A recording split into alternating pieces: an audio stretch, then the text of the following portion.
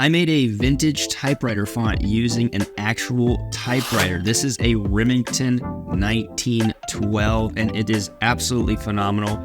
I love all of the keys on it. I love actually using this to actually type notes and stuff. And as you can see right here, I actually typed out all of the characters, all of the numbers, things like that, and was able to digitize, get it scanned, and develop a font for this. And it comes with 2 weights, which I know is a little weird because like a typewriter doesn't have 2 weights, but I guess you could imagine just like hitting the A button a bunch of times to where it's like really thick and inky. And so I wanted to provide like a much bolder version of the typewriter font. So some of the ways I envision designers using this typeface is of course for like headline style graphics. You know, my brother and I do a lot of sermon series graphics. It would be great for that. Stickers or apparel or really anything else you need that kind of vintagey typewriter style for. Most of the time it's probably going to be just some sort of graphic in general, but I think this could also translate really well to apparel because it still has that dingy, weathered kind of gaps. Like some of the letters are not even complete because I really wanted them to just be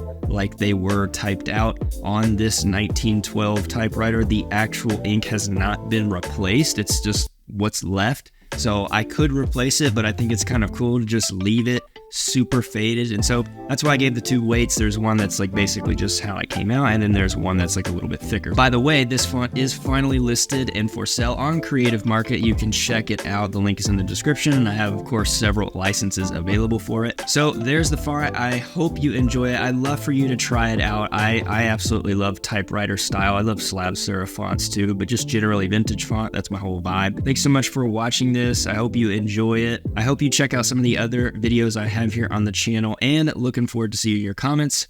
Peace.